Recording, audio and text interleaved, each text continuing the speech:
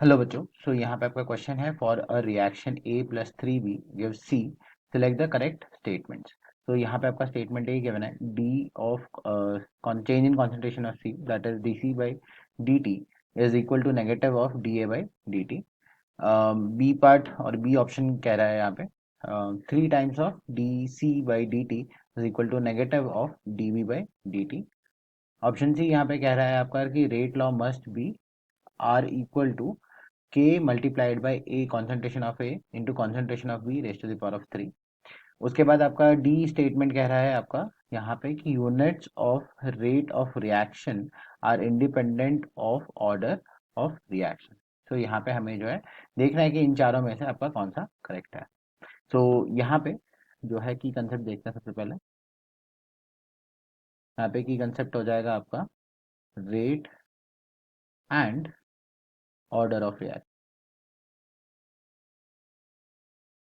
तो यहाँ पे जब हम रेट एंड ऑर्डर की बात करते हैं, सो यहाँ पे सबसे पहले तो आपको ये समझना होगा कि आपका यहाँ पे एक्सप्रेशन क्या जो है बन के आएगा, डिफरेंशियल रेट लॉ क्या रहने वाला है आपका। तो यहाँ पे आपका दिया है थ्री ए प्लस थ्री बी, जो आपका यहाँ पे सी बना रहा है। अब यहाँ पे अगर हम देखें तो आपका इक्वेशन, डिफरेंशियल इक्वेशन क्या हो जाएगा, minus of D A by D T, जो कि क्योंकि आपका ये रिएक्टेंट साइड में minus will be equal to minus one by three आपका D B by D T. So basically यहाँ पे जो आपका स्टोइशियोमेट्रिक कोएफिशिएंट है वो यहाँ पे वन बाई में आ जाएगा, और आपका सिंस ये रिएक्टेंट साइड में इसलिए नेगेटिव साइन है, and this will be equal to, since आपका यहाँ पे प्रोडक्ट बन रहा है, so D C by D T के बराबर। सो आपको ये चीज़ समझ में आ ही गया होगा कि हम ए और बी स्टेटमेंट्स जो है यहीं से हम लोग प्रूव कर सकते हैं कि वो करेक्ट है या नहीं है। तो चलिए वो देखते हैं। तो यहाँ पे अगर हम बात करते हैं minus D A by D T, first वाला पार्ट, और लास्ट वाला part that is D C by D T के बराबर, तो ये आपका इक्वल आ जाएगा। सो यहाँ पे अगर हम कंपेयर करें तो ये आपका एग्जैक्टली आपका ऑप्शन ए, या फिर आप स्टेटमेंट ए जो है कह सकते हो करेक्ट है, राइट। ये आपका प्रूव हो रहा है यहाँ से। अब हम बी की बात करें, सो बी के केस में आपका यहाँ पे क्या हो जाएगा, तो यहाँ पे हो जाएगा आपका ये minus one by three D B by D T के बराबर, और ये हो जाएगा equal to D C by D T के बराबर। अब अगर हम थ्री को दूसरे साइड ले जाए तो हो जाएगा negative of D B by D T equal to आपका हो जाएगा three times of D C by D T के बराबर। तो यहाँ से हम लोग जो है कंक्लूड कर सकते हैं कि आपका जो बी स्टेटमेंट था, जो इक्वेशन था, वो भी आपका क्या है, करेक्ट है। अब हम बात करते हैं सी और डी में। सो सबसे पहले हम बात करेंगे डी की, जहाँ पे यहाँ पे डिस्कस करना है हमें units for rate of reaction is independent of order of reaction. तो हम यहाँ पे कहेंगे कि आपका जो रेट ऑफ रिएक्शन है, अगर हम उसकी बात करते हैं, तो रेट ऑफ रिएक्शन जो है बेसिकली क्या होता है, change in concentration. So that means units में यहाँ पे देख रहे हैं, यूनिट्स यूनिट लेते हैं, तो change in concentration divided by हो जाएगा आपका चेंज इन टाइम, कि कितने टाइम में आपका कितना चेंज हुआ है कॉन्सेंट्रेशन का।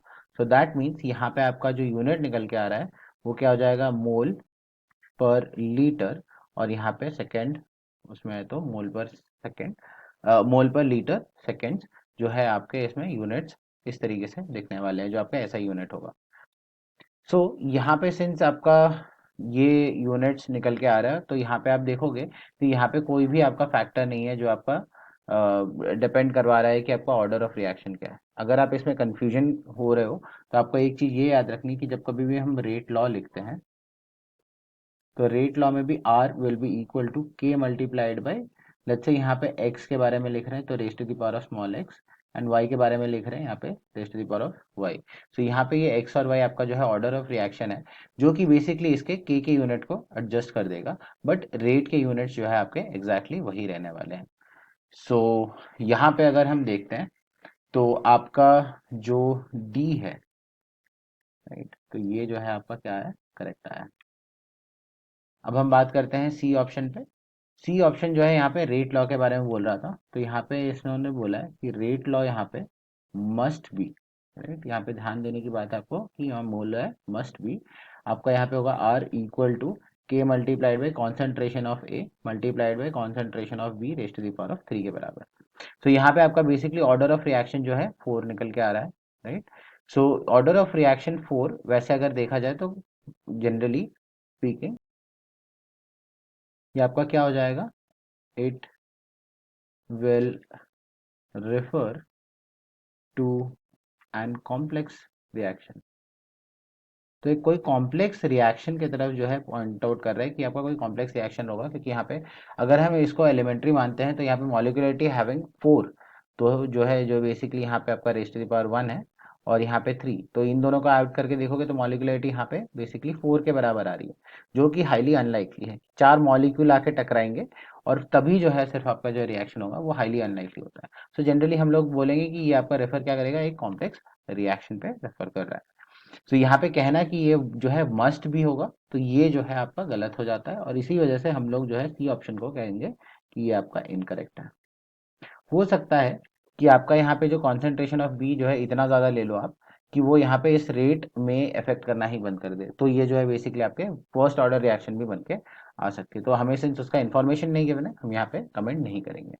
तो यहाँ पे अगर हम देखें तो हमारे जो स्टेटमेंट्स थे ए बी और डी है जो आपके यहाँ पे करेक्ट होके आ रहे हैं। और अगर हम देखें कौन से ऑप्शन में प्रेजेंट है ऐसा, ए बी और आपका डी, तो ये आपका हो जाएगा ऑप्शन 1। तो यहाँ पे आपको मार्क करना है आपका option 1। I hope you have understood the explanation. All the best.